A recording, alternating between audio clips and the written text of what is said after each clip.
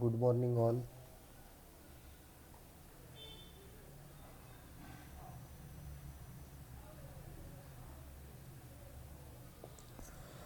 Good morning.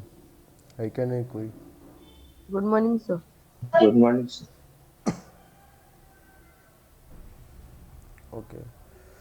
तो कल हमने देखा था कि कुछ HTML के टैग्स के बारे में, राइट?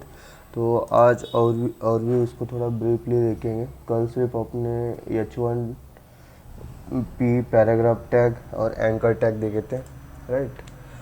तो फर्स्ट है अपना ये anchor tag, sorry, headline tag. Headline tag में अपन जैसा देखे थे कि एक H1 से स्टार्ट होता है, राइट? हेडलाइनिंग के लिए यूज़ होता है ये H1 जो रहेगा उसको, वो थोड़ा फॉन्ट साइज़ भी बड़ा रहेगा और साइज़ में भी बड़ा रहेगा वो। ठीक है, इसको एक बार जो जहाँ पे भी आप आपका HTML फाइल स्टोर कर रहे हो उसको .html से सेव करने का। ओके, इसको राइट क्लिक करके मैं क्रोम ब्राउज़र में इसको ओपन कर रहा हूँ। ठीक है, तो यहाँ पे देख सकते हैं ये जो फर्स्ट वाला है H1। ओके, ये आपके जो वेबसाइट में जहाँ पे कंफर्टेबल है उस हिसाब से आपको वो टैग यूज़ करना रहता है। ठीक है, ये डिफ़ॉल्ट वाले एलिमेंट्स है। अगर आपको कुछ कस्टमाइज़ करके कुछ टेक्स्ट को और बड़ा करना रहा तो वो अपन आगे चल के CSS में देखेंगे उसको। ठीक है, ये हो गया H1 टैग जिसमें इतना फॉन्ट मिलता है, जहाँ पे कंफर्टेबल रहता है वेबसाइट में आप वहाँ पे इसको यूज़ कर पाओगे। और इसको बोल्ड भी रहता है। नॉर्मल टेक्स्ट जो भी पैराग्राफ का रहता है इस प्रकार दिस इज़ पैराग्राफ जैसा टेक्स्ट है, उस हिसाब से नॉर्मल टेक्स्ट आप यूज़ कर पाते हो वेबसाइट में। ठीक है, और जो हेडलाइनिंग के लिए, राइट, लेबलिंग के लिए जो है वो ऐसा H1 टू H6 तक। इसके बाद हमने देखा है कि ये पैराग्राफ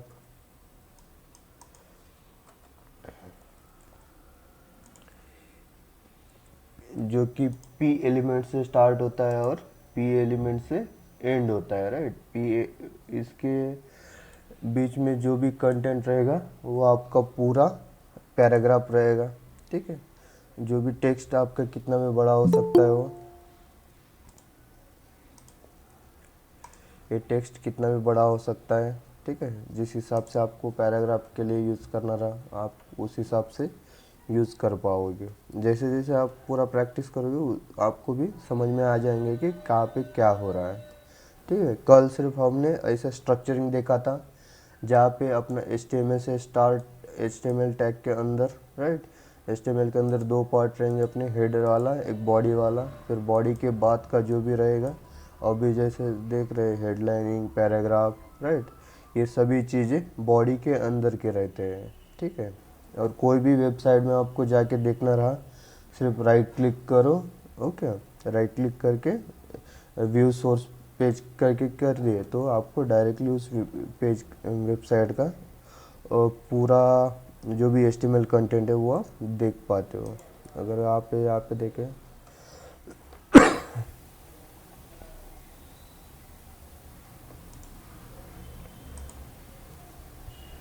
ठीक है, एक वेबसाइट पे गए अपन, सॉरी,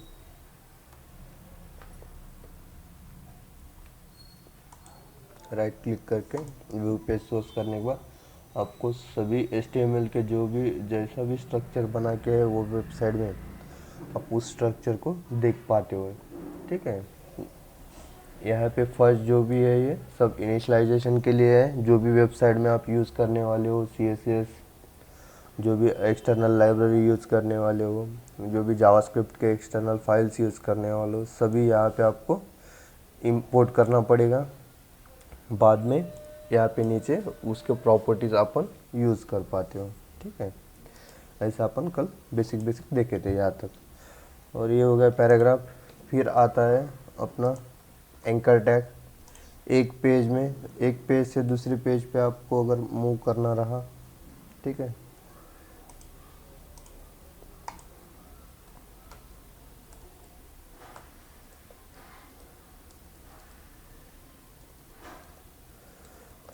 पहला हो गया अपना हेडलाइन जो कि एच से स्टार्ट होता है, H1 टू H6। फिर है अपना पैराग्राफ, पी से ही एलिमेंट स्टार्ट होता है, राइट, और उसको अपन एंड पी से ही करोगे। फिर है अपना anchor tag, headline tag, paragraph tag और अपना एंकर टैग। एंकर टैग ए से ही स्टार्ट होता है, ठीक है, एंकर ए। और इसके बाद में जो भी रहते हैं इसको एट्रीब्यूट बोलते हैं, ठीक है। एंकर टैग में का एट्रीब्यूट href है, ठीक है। href में अपन अपना जो भी यूआरएल पास करना रहा वो पास करेंगे। हर पेज का अलग अलग एट्रीब्यूट हो सकता है, ठीक है। सॉरी, हर एक टैग का अलग अलग एट्रीब्यूट रहता है।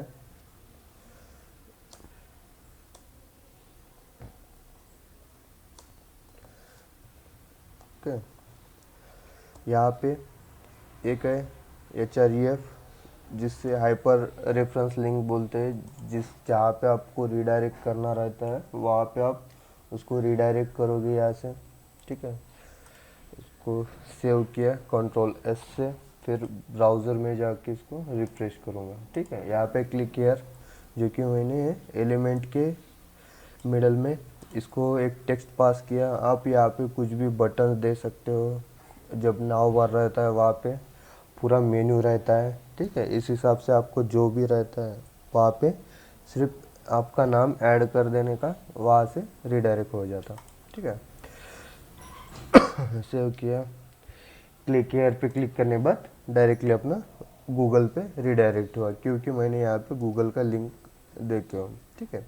अभी क्या हुआ है कि इसी पेज के ऊपर रीडायरेक्ट हुआ है, और मैं यहाँ पे एक हाइपर लिंक दिया हूँ वेबसाइट का, इसके वजह से, ठीक है। तो कभी कभी क्या होता है कि आपका पेज है और आप कुछ एक्सटर्नल लिंक को अगर आप आपके वेबसाइट में डाल रहे हो तो आपका वेबसाइट वहीं पे रहना चाहिए और वो एक न्यू टैब में खोलना चाहिए, राइट। ऐसा कुछ फीचर आपको ऐड करना रहा तो उसके लिए एट्रीब्यूट है टारगेट करके, ओके।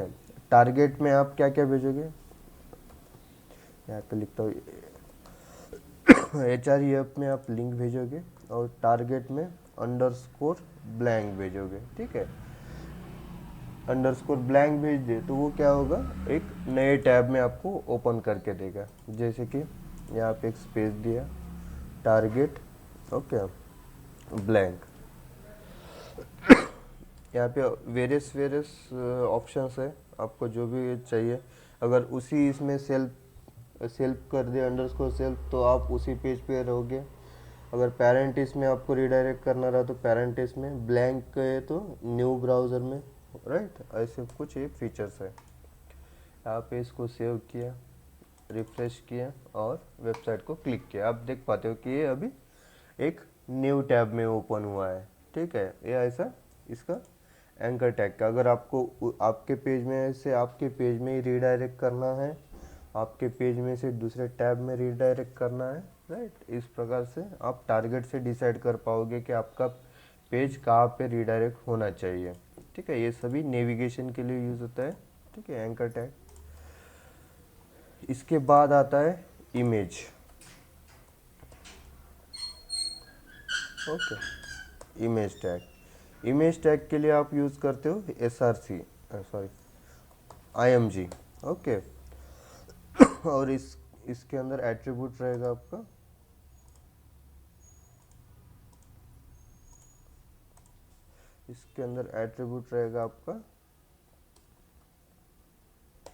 SRC, जो कि आपका इमेज का सोर्स लिंक वहाँ पे प्रोवाइड करना पड़ता है आपको, ठीक है।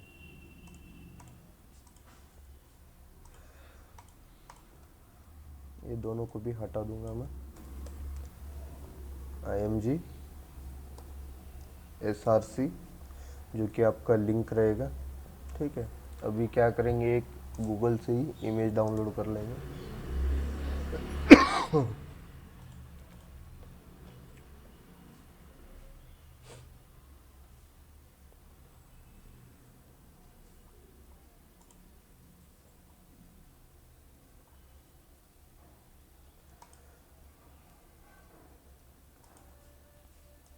ठीक है।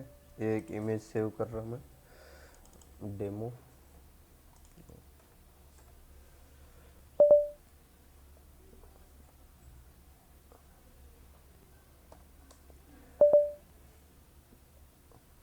डेमो 01 करके सेव किया।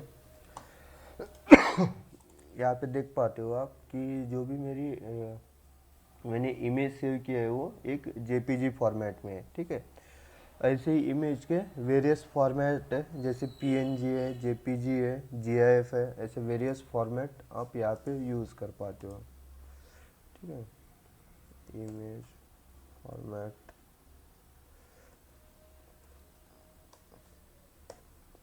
जेपीजी, पीएनजी और जीआईएफ।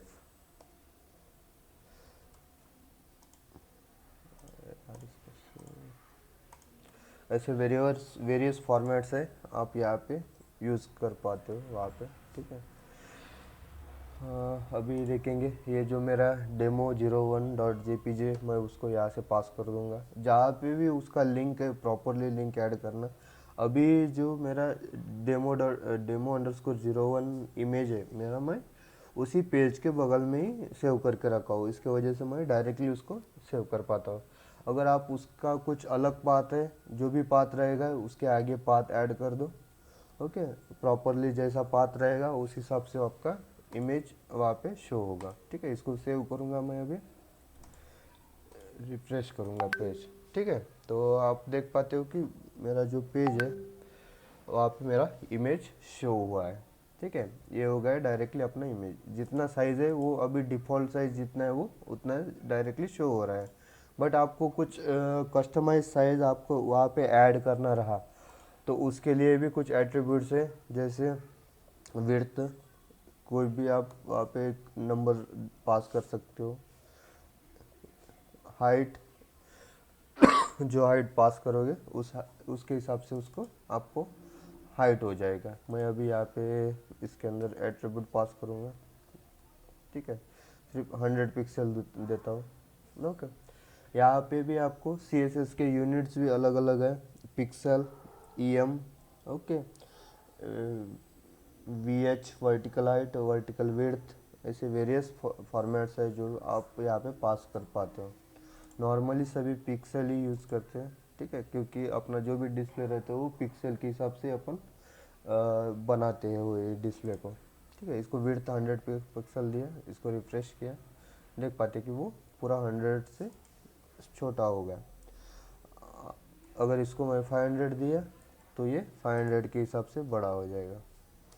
900 किया तो 900 के हिसाब से बड़ा होगा। और इसकी हाइट, ठीक है, हाइट में 100 पिक्सल दिया तो ये क्या हो गया, कस्टमाइज। हाँ, जो भी विड्थ रहेगा हाइट रहेगा उस हिसाब से वो पूरा कस्टमाइज हो जाएगा, ठीक है। जैसे मैंने 500 विड्थ दे दिया और हाइट सिर्फ 100 दे दिया, उस हिसाब से वो मैनेज हो गया, ठीक है। तो आप यहाँ पे जो भी जैसा आपके वेबसाइट में रिक्वायरमेंट रहेगा उस हिसाब से यहाँ पे वैल्यू पास करो और इसको यूज़ करो। ऐसा ये इमेज टैग है। यहाँ तक किसी को कोई difficulty? No, sir. Okay, normally इतना यूज़ करते हैं। और बाकी आता है अभी डिवीजन। अगर कोई आप ब्लॉग बना रहे हैं, ठीक है, डिव टैग, डिवीजन टैग कह के बोलते हैं, उसका रहता है डिव, ठीक है।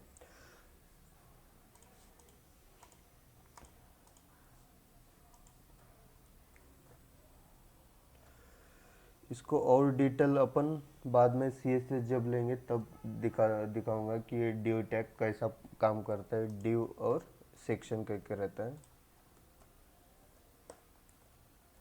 सेक्शन टैग, ठीक है। सेक्शन भी सेक्शन करके यूज़ करोगे वहाँ पे। ये जो भी वेबसाइट रहते हैं उसके अंदर ब्लॉकिंग का काम करते हैं। पर्टिकुलर ब्लॉक्स जो भी बनाना रहा, सॉरी, हाँ, जो भी ब्लॉक्स क्रिएट करना रहा है, जो जैसे अपन लेआउट बोलेंगे, ठीक है, ये पर्टिकुलर एक लेआउट है।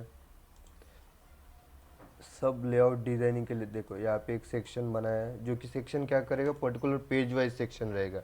ये अभी जो आपको स्क्रीन पे विजिबल है वो एक सेक्शन है। यहाँ पे आने के बाद ये सेकंड सेक्शन है, राइट, ये थर्ड सेक्शन है, ये फोर्थ सेक्शन है।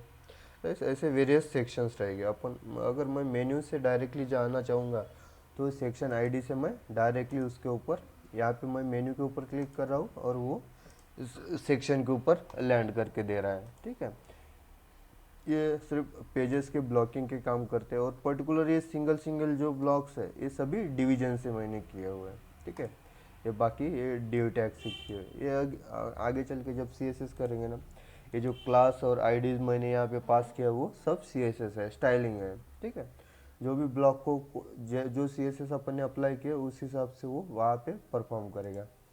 ठीक है, मीन्स अब यहाँ पे देख सकते हैं कि इधर लेफ्ट साइड का क्या हो रहा है, राइट साइड में टेक्स्ट है, लेफ्ट साइड में सिर्फ इमेज है, राइट। ये भी टेक्स्ट ऐसा ही क्यों दिखना चाहिए, राइट, उसका सब जो मैंने किया है वो हम सीएसएस में किए हैं वहाँ पे। ठीक है, इसका आगे चल के देखेंगे डिव और सेक्शन टैग। सिर्फ इतना ध्यान में रखना कि जो डिव है, जो डिवीजन में डिवीजन ब्लॉक्स के लिए, ब्लॉक्स बनाने के लिए, ग्रिडिंग सिस्टम के लिए ये डिवीजन यूज़ करते हो, और सेक्शन पर्टिकुलर पेज का सेक्शन डिसाइड करके रखने के लिए आप सेक्शन का यूज़ करोगे। मीन्स प्रॉपरली देखा जाए तो वो भी एक ब्लॉक की है। ठीक है, बाद में आता है ये हुआ, अगर आपके पास कोई टेक्स्ट है, आपका हेडलाइन नहीं है, राइट, पैराग्राफ का टेक्स्ट है, फिर भी आपको पैराग्राफ के टेक्स्ट में कुछ बोल्ड करके दिखाना रहा। ठीक है, तो उसके लिए एक बी कह के टैग है। ठीक है, मैं अभी यहाँ पे एक पैराग्राफ लूँगा, P, this is my paragraph. Okay, तो मेरे को यहाँ पे एक जो भी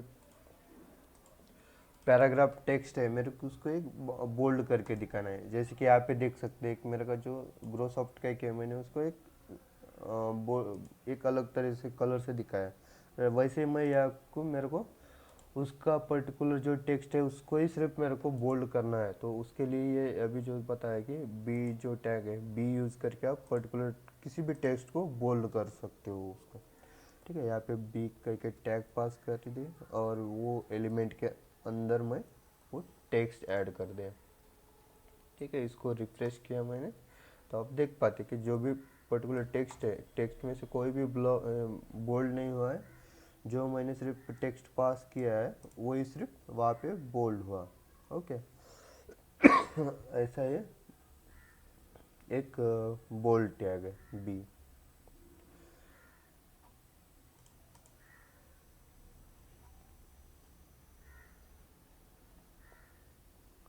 ठीक है, ऐसा ही कुछ पर्टिकुलर इतने टैग्स, बेसिकली जो भी वेबसाइट डिज़ाइन करोगे उसमें इतने टैग्स यूज़ करोगे। ठीक है, बाकी जो भी रहता है वो सभी आपका सीएसएस के ऊपर डिफाइन रहता है, क्योंकि ये तो हो गया पूरा आपका स्ट्रक्चर क्या करना है, लेआउट कैसा बनाना है। ठीक है, ये डी और सेक्शन से आपको लेआउटिंग आ जाएगा। ओके, जो भी हेडलाइन देना रहा, H1 H6 से आप पर्टिकुलर जो भी सेक्शंस बनाए हैं उसको आप कुछ हेडलाइंस दे पाओगे। पैराग्राफ से पर्टिकुलर पैराग्राफ्स आप वहाँ पे ऐड कर पाओगे। ओके, तो पर्टिकुलर आपने कुछ वेबसाइट में नेविगेशन पार्ट ऐड करना रहा तो आप एंकर टैग से उसको वहाँ पे भी मूव कर पाओगे कि एक वन पेज से सेकंड पेज पे कैसे जाना, मेन्यू कैसा रहेगा, आपका पूरा एंकर टैग से हो जाएगा।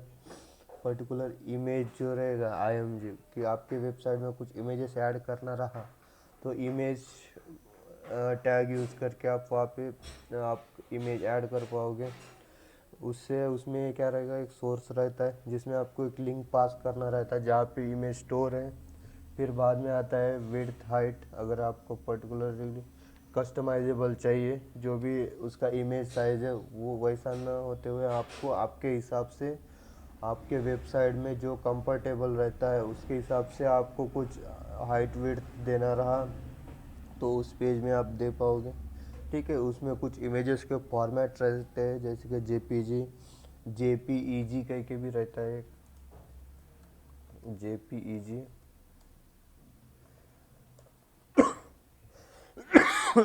और PNG, GIF। ओके, ये नॉर्मली जो इमेजेस रहेंगे वो JPG और JPEG कह के रहते हैं, जो जिसके आपने कभी देखा होगा कुछ कुछ इमेजेस के बैकग्राउंड्स ट्रांसपेरेंट रहते हैं, राइट, उसको PNG कर कहते हैं, PNG इमेजेस। और कुछ इमेजेस कैसे मूवेबल रहते हैं, जैसे कि यहाँ पे देख पा रहे हो, राइट, ये जो इमेज है, ये रोबोट वाला, वो कैसे कंटिन्यूअसली मूव हो रहा है, इसको GIF इमेजेस भी बोलते हैं, ठीक है। जो भी कंटिन्यूअसली चेंज होने वाले एनिमेटेड वाले जो भी इमेजेस रहते हैं उसको GIF इमेजेस बोलते हैं, ठीक है। सॉरी। और बाद में आता है डिवीजन। जब आप और सी एस एस अपन डीपली देखेंगे तब आपको पता लगेगा कि हमने लेआउट कैसे बनाया है, डिवीजन टैग को कैसे यूज़ किया है। ओके, जो भी ग्रेडिंग रहेगा अभी वेबसाइट का सभी आप डिविजन्स डिव टैग से ही करोगे वहाँ पे। ओके, और जहाँ जहाँ पे कभी पे चाहिए तो यहाँ पे बोल्ड बी टैग को यूज़ करके पर्टिकुलर टेक्स्ट में से आप उसको बोल्ड कर पाओगे, ठीक है। इतना हो गया ओवरव्यू। कल सैटरडे संडे ऑफ रहेगा, ठीक है, और डायरेक्टली मंडे 8:30 को स्टार्ट करेंगे CSS। ओके, इतना ट्राई करके देखो, इसमें कुछ कोई डिफ़िकल्टी आया, HTML कैसे रन करना, ओके, आप उसको कैसे एग्जीक्यूट नहीं कर पा रहे या कुछ हो रहा तो आप ग्रुप में डायरेक्टली डाल दो कि ये ऐसा वर्क नहीं हो रहा है, अपन उसका सॉल्यूशन निकालेंगे, ठीक है। CSS चालू करेंगे, CSS का भी प्रैक्टिस चालू कर दें। सबसे ज़्यादा कठिन CSS ही रहता है, तो ज़्यादा CSS के ऊपर आप जितना कंसंट्रेट करोगे आप वेब डेवलपमेंट में उतना अच्छा काम कर पाओगे, ठीक। Good bye. Saturday Sunday off, ठीक है, मंडे क्लास।